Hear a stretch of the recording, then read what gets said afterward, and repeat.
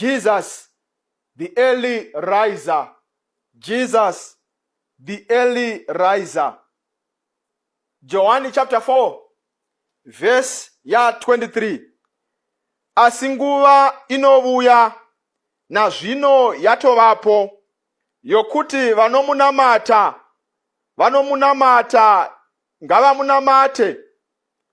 ngavamunamate mumweya nemuzvokwadi. Asi nguva inouya na zvino yatovapo yokuti vanomunamata nezvokwadi vachanamata Baba mumweya nezvokwadi, nokuti Baba vanotsvaka vakadaro kuzomunamata. Jesu muupenyu hwake, kunyangwe akanga ari Mwari, akaona zvakanaka kuti nguva yekunamata yakanga yakakosha. Jesu ainzwisisa zvaakanga achisangana nazvo. Aisangana nevakanga vane mweya yetsvina, aisangana nevakanga vari mhetamakumbo, aisangana nemapofu, aisangana nematsi, aisangana nezvifeve, aisangana nevaimunetsa, aisangana nezvakasiyana.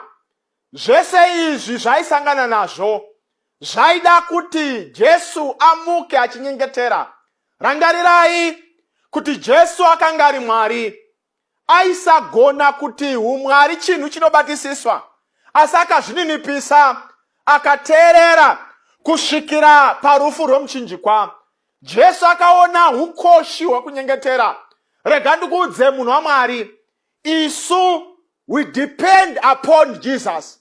Isu tinofanira kutsamira pamaoko aJesu. Isu tinofanira kuwana nguva yekuzvipa kuna Jesu. Kana tawana nguva, miedzo yatinosangana nayo, tinogona kufamba tichikunda zvese zvatinosangana nazvo. Tinogona kumira tiri muna Jesu. Ukaenda kuna Mark chapter 1 verse ya 35, inotiyo Jesu waizvipa nguva, ozvibvisa pane vanhu, oenda kunonyengetera kuna Baba, nekuti kuna Baba ndo kwaaiwana simba nguva dziri dzose. Takambotaura nyaya yearitari nezuro, tikati paMount Carmel tikaona Elijah achinyengetera, akawana simba rekunyengetera, akawana simba rekuwana mhinduro, nekuti wainyengetera nguva dziri dzose. Upenyu hwedu hwatiri mahuri hunotsvaka vana mai, hunotsvaka vana baba vanonyengetera nguva dziri dzose, vanotsvaka Mwari nguva dziri dzose. Jesus was an early riser.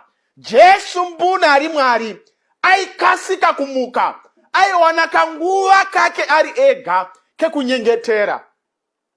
Hatifaniri kumirira munamato wesadza, hatifaniri kumirira munamato wekuchechi, hatifaniri kumirira munamato wesmall group, asi tinofanira kuwanawo kanzvimbo kedu kanonzi kanzvimbo aka. Baba tikavashaya paTV, vanenge vari pakona yavo yekunyengetera. Amai tikavashaya mumba, vanenge vari murumu mavo mavari kutaura naMwari, nekuti Mwari anonzwa. Ukaenda mukati mebhuku raMark chapter 1, Mark chapter 1 verse ya 38, Mark chapter 1 verse ya 38, inotiyo panapa, akati kwavari, ngatiende kumwe kumisha iri pedyo kuti ndinoparidza ikokovo, nokuti ndizvo zvandakawira. Jesu haigona kuzoenda kunoparidza asina kunyengetera. Before his daily activities, asati aita mabhindauko ekurapa, asati abvisa mweya tsvina, asati aparidza, chekutanga chaitwa naJesu ndechekunyengetera. Mark chapter 1 verse 35 inotiyo, mangwanani kuchinerima wakamuka akabuda akaenda kunzvimbo murenje akandonyengetera ipapo. Jesu aitsvaka his own place. vadzidzi vakarara, vadzidzi vasingazivi kuti chii chiri kuitika. Aibuda oenda murenje kunonyengetera. Ko isu vasiri vana Mwari tinovimba nani pamazuva atiri maari? Ko isu vasiri vana Mwari zvii zvatinozvitemba nazvo? Jesu akanga ari Mwari aiwana, he would sacrifice hope achinonyengetera. Vakakomborerwa namai, vakakomborerwa nababa, vanosacrifice nguva dzekurara vachinyengetera. Pamwe pacho sacrifice a business. Uti Jesus, the early riser. Jesus, the early riser. John chapter 4, verse ya 23. Asi nguva inovuya na zvino yatovapo yokuti vanomunamata ngavamunamate mumweya nemuzvokwadi.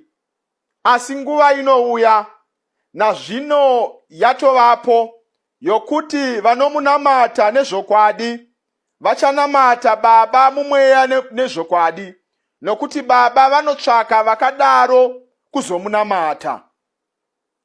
Jesu muupenyu hwake, kunyangwe akanga ari Mwari, akaona zvakanaka kuti nguva yekunamata yakanga yakakosha.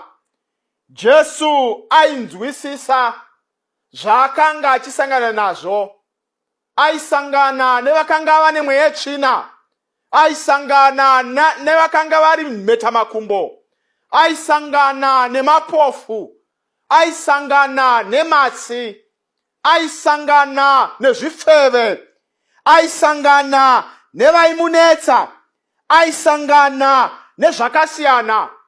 Zvese izvi zvaisangana nazvo zvaida kuti Jesu amuke achinyengetera. Rangarirai kuti Jesu akanga ari Mwari, aisagona kuti umwari chinhu chinobatisiswa.